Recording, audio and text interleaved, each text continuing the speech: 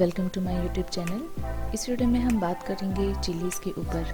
अगर आप मिर्च लगाना चाहते हैं तो इस वीडियो को ज़रूर देखिए, क्योंकि इस वीडियो में हम बात करेंगे कि चिलीज़ को या मिर्च को कैसे ग्रो किया जाता है, कैसे उनकी केयर की जाती है, कैसे उनका पेस्ट मैनेजमेंट किया जाता है और एक पौधे में सैकड़ों मिर्च कैसे आपको मिल सकते हैं।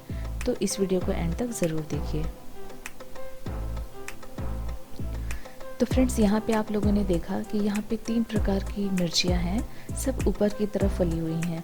एक गोल मिर्च है, एक वैरायटी है जो बैंगनी कलर का है और एक जो वैरायटी है वो ग्रीन कलर की लंबी मिर्च है। ये तीनों ऊपर की तरफ फले हुए हैं। तो फ्रेंड्स, ये जो मिर्ची हैं वो बहुत ही तीखे होते हैं। तो हमारे इंडिया में, जैसा कि आप सभी को पता है, जायका का बहुत महत्व है। मिर्च जो है वो कमर्शियली भी ग्रो किया जाता है। अगर खाने की बात हो और उसमें मिर्च का जिक्र ना हो तो फिर वो खाना ही क्या। अगर किचन गार्डन की बात हो और उसमें आप मिर्च नहीं ग्रो कर रहे हैं तो फिर वो किचन गार्डन ही क्या। तो इनको उगाने का सबसे अच्छा मेथड होता है सीड्स से। बहुत ही आसानी से ग्रो हो जाता है। अच्छी क्वालिटी की सीड्स आप या तो मार्केट से परचेज़ कर सकते हैं, सीड्स शॉप से, या फिर आप जो भी घर में खाने के लिए मिर्च लेके आते हैं, अगर वो मैच्योर होके सूख गए हैं तो आप उनको भी ग्रो कर सकते हैं। तो बहुत आसानी से वो भी ग्रो हो जाते हैं। इनकी छोटी छोटी सैपलिंग या पौध लेके भी ग्रो कर सकते हैं।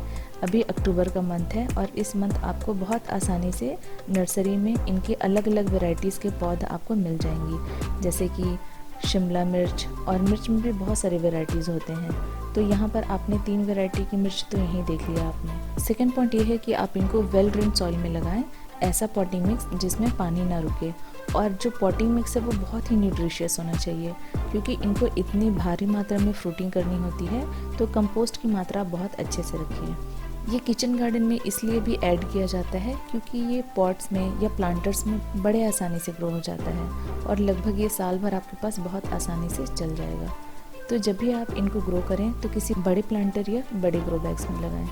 ग्रो बैग जो है वो प्लास्टिक के भी हो सकते हैं या इस तरीके से ग्रीन, जो ये थोड़े हैवी होते हैं, मतलब कि टिकाऊ होते हैं। तो इस तरीके के ग्रो बैग्स में भी आप इनको लगा सकते हैं। थर्ड पॉइंट ये है कि इनको जो सूर्य की रोशनी है वो पर्याप्त चाहिए। जो भी फ्लावरिंग या फ्रूटिंग प्लांट होते हैं, अगर उनको आप शेड में रखेंगे तो वो फ्लावर या फ्रूटिंग नहीं करते हैं। तो फ्रेंड्स, जब भी आप इनको सीड से ग्रो करते हैं तो इनको हफ्ते 10 दिन तक के शेड में रखिए। शेड मतलब इनडायरेक्ट ब्राइट लाइट में रखिए, डायरेक्ट सन में नहीं रखिए। जब ये जर्मिनेट हो जाएंगे उसके बाद आप इनको थोड़ी थोड़ी धूप दिखाना स्टार्ट कर सकते हैं। और जैसे ही ये थोड़े बड़े प्लांट बनेंगे तो इनको आप डायरेक्ट सन में रख सकते हैं।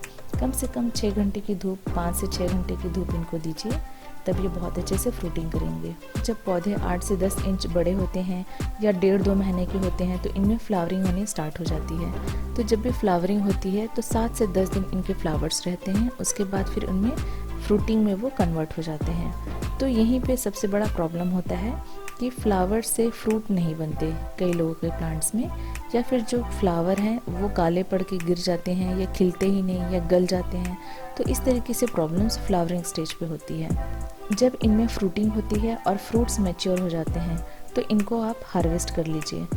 इनको हार्वेस्ट करके या तो आप उनको कंज्यूम कर सकते हैं, यूज़ कर सकते हैं, या फिर जैसे अब इतनी सारी मिर्च हैं तो एक बार में तो हम कंज्यूम कर नहीं सकते, तो आप इनको ड्राई करके, पाउडर करके स्टोर करके रख सकते हैं और साल भर यूज़ कर सकते हैं। एयर टाइट कंटेनर में अगर साल भर रखेंगे तो ख़राब नहीं होते।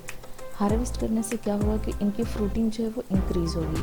अगर जो फ्रूट्स हैं उनको पौधे में ही छोड़ देंगे तो फिर वो फ्रूटिंग नहीं होंगी, और जितना ज़्यादा आप इनको हार्वेस्ट करते जाएंगे ये इनकी उतनी और फ्रूटिंग होती जाती है। लेकिन जब आप इनको पूरा हार्वेस्ट कर लेते हैं एक साइकिल, तो आप उनको फिर से कंपोस्ट दीजिए। मतलब इनकी जो फ्रूटिंग के साइकिल है उस बीच में आपको फर्टिलाइज़र इनको देना पड़ेगा। तो क्योंकि हमको ये कंज्यूम करना होता है या खाना होता है तो हम इनको ऑर्गेनिक फर्टिलाइज़र देते हैं। तो सबसे बेस्ट है कंपोस्ट। जो भी आपके पास कंपोस्ट है, kitchen waste compost, cow dung compost, vermi compost, leaf mould compost, कोई भी कंपोस्ट आप अच्छे मात्रा में इनको दे सकते हैं। और अच्छी मात्रा में कंपोस्ट देंगे तो ये बहुत अच्छे से ग्रो होते हैं। लेकिन याद रहे कि जब भी आप इनको कंपोस्ट दें, अच्छे से जो सड़ गया हो वैसा कंपोस्ट आप दीजिए। वाटरिंग इनको रेगुलर करनी है। जो सबसे इम्पोर्टेंट जो इसमें होता है वो है इनका डिजीज़ मैनेजमेंट। तो पहला प्रॉब्लम यही होता है इसमें जो बहुत ज़्यादा होता है, वो फ्लावर जो है वो फ्रूटिंग में कन्वर्ट नहीं होते। तो इसका रीज़न वही हो सकता है, या तो माइक्रो न्यूट्रिशन की डेफिशिएंसी हो सकती है, तो आप उनको अच्छा फर्टिलाइज़र दीजिए। फर्टिलाइज़र में आप चाहे तो सीवीड भी दे सकते हैं, वो भी ऑर्गेनिक होता है, या मार्केट में जो ऑर्गेनिक माइक्रो न्यूट्रिएंट्स होते हैं वो आप ला के इनको दे सकते हैं। या तो एक और रीज़न हो सकता है कि आप इनको ओवर वाटरिंग कर रहे हों। तो फ्लावरिंग स्टेज में हमेशा ध्यान रहे, वाटर उतना ही करना है जितना इनको ज़रूरत है। बहुत ज़्यादा इनको नमी या गीला या ओवर वाटरिंग नहीं करना है, बहुत ज़्यादा। जितना ज़रूरत है सिर्फ उतना ही दीजिए। जब सॉइल की ऊपर की लेयर ड्राई हो जाए तब इनको पानी दीजिए, और ये जब गीला रहेगा पॉट तो इसमें पानी बार बार मत दीजिए। तो ये इम्पॉर्टेंट पॉइंट है फ्लावरिंग स्टेज पे। जब भी इनमें पेस्ट का अटैक होता है तो उनमें जो सबसे मेजर प्रॉब्लम होती है वो लीफ कर्ल की प्रॉब्लम है। तो ये जो पत्ते सिकुड़ने की जो प्रॉब्लम होती है वो थ्रिप्स और माइट्स का जो अटैक होता है उसके वजह से होता है, मतलब पेस्ट अटैक की वजह से ये प्रॉब्लम होती है। तो इसके लिए आपको पेस्ट मैनेजमेंट करना चाहिए। चाहे तो आप नीम का ऑयल जो है वो स्प्रे कर सकते हैं। जो भी आपके पत्ते ख़राब हो जाते हैं उनको पौधे से हटा दीजिए, और ऐसे पौधों के साथ इनको बिल्कुल मत रखिए जिनमें पेस्ट अटैक होने के चांसेस ज़्यादा होते हैं। जैसे कि जो ग्रीन लीफी जो प्लांट होते हैं, तो आपका जो प्लांट है वो डिजीज़ फ्री रहेगा। दवाई का छिड़काव करते रहना है, और जो ख़राब पत्ती हैं उनको हटाना है और फर्टिलाइज़ करना है। सिर्फ यही इम्पोर्टेंट पॉइंट है। इससे आपको मिर्ची जो है वो बहुत आसानी से और बहुत सारी मात्रा में मिलेंगी। तो इनको ग्रो करना बहुत ही आसान है। तो आशा करती हूँ कि आपको ये वीडियो पसंद आई होगी। पसंद आए तो मेरे चैनल को लाइक करिए, सब्सक्राइब करिए, और बेल आइकन को प्रेस करना ना भूलें।